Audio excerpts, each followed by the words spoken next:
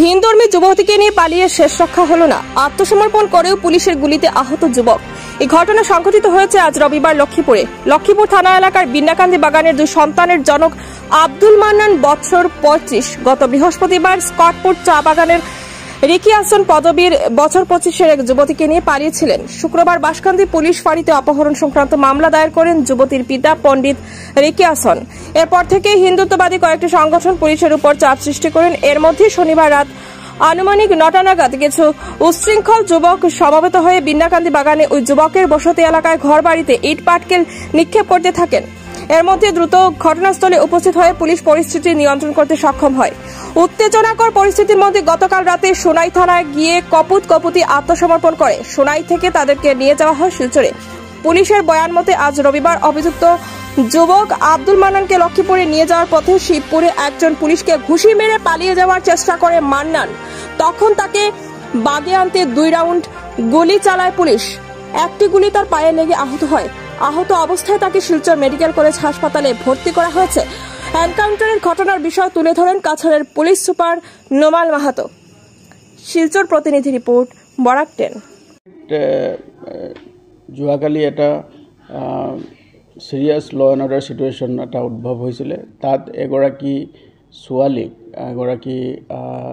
19 বছৰীয়া ছোৱালীক, চাহ বাগিচাৰ ছোৱালীক এগৰাকী স্থানীয় যুৱকে, তেওঁ ইতিমধ্যে বিয়া বাৰু কৰোৱা ল'ৰা ছোৱালী আছে, আৰু ছোৱালীজনীক কিডনেপ কৰি লৈ যায়। তাৰ ফলত স্থানীয় ৰাইজে তাত কেইবাশ লোক গোট খাই তাত এটা উত্তপ্ত পৰিস্থিতিৰ সৃষ্টি কৰে। সেই সময়ত পুলিচৰ সৈতেও যিসকল এজিটেটেড লোক আছিলে তেওঁলোকৰ মাজত হতাহতি হ'ল। আৰু ইতিমধ্যে যিজন ব্যক্তি তেওঁৰ নাম হ'ল মানান আহমেদ, তেওঁৰ বয়স 32 বছৰ। তেওঁ সেই ছোৱালীগৰাকীক কিডনেপ কৰি ইয়াৰ পৰা লৈ যাবৰ কাৰণে চেষ্টা কৰিছিলে। সেইটো সময়ত আমি মিজোৰাম বৰ্ডাৰত বিশেষ সূত্ৰৰ পম খেদি আমি সেই ছোৱালীগৰাকীক ৰিকভাৰ কৰিবলৈ আমি সক্ষম হ'লোঁ, আৰু মানান আহমেদ নামৰ যিজন একিউজ ব্যক্তি আছিলে তেওঁক ধৰিবলৈ আমি সক্ষম হ'লোঁ। আৰু ৰাতিয়ে আমি যেতিয়া সেইজন ব্যক্তিক আমি লৈ আহোঁ বাঁশকান্দি আউটপোষ্টত, যেতিয়া লৈ অহা হয় বাঁশকান্দি আউটপোষ্টলৈ লৈ অহা হয়, সেইটো সময়তে ৰাতি প্ৰায় 2টা বজাত যেতিয়া তেওঁক চিকিৎসাৰ কাৰণে লৈ যোৱা হয়, মানে নৰ্মেল চিকিৎসাৰ কাৰণে যেতিয়া লৈ যোৱা হয়, সেই সময়ত শিৱপুৰ নামৰ এটা অঞ্চলত, মৰগাং শিৱপুৰ বাঁশকান্দিৰ এটা অঞ্চলত তেওঁ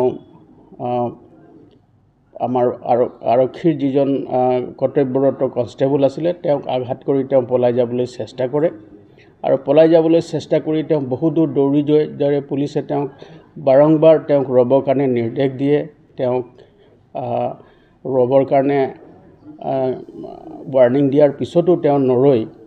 তেতিয়া পুলিচে উপায়ন্তৰ হৈ এটা ব্লেংক ফায়াৰ কৰে, আৰু ব্লেংক ফায়াৰ কৰাৰ পিছতো যেতিয়া তেওঁ নৰয়, আৰু তেওঁ ওচৰতে মানে যিটো পথাৰ আছিলে আৰু ৰাতিৰ সুযোগ লৈ তেওঁ পলাই যাবলৈ চেষ্টা কৰে। আৰু সেই সময়তে পুলিচে তেওঁক বিল' দ্য নি আৰু তেওঁক এটা ফায়াৰ কৰিবলৈ কাৰণে বাধ্য হয়।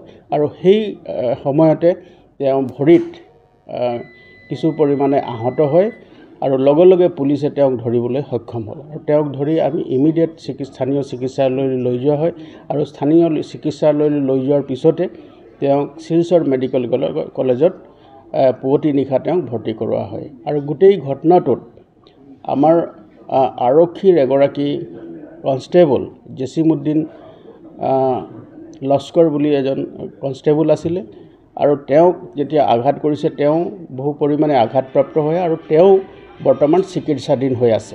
গতিকে গোটেই ঘটনাটোত আমি এটা মোকৰ্দমা ৰুজু কৰিছোঁ, আৰু মোকৰ্দমা ৰুজু কৰি আমি তদন্ত অব্যাহত ৰাখিছোঁ। আৰু এই যিটো ঘটনা হৈছে, এই ঘটনাটোত যাতে পুংখানুপুংখে যাতে ইয়াক অনুসন্ধান হয়, তাৰ কাৰণে আমি তৎপৰ হৈ আছোঁ।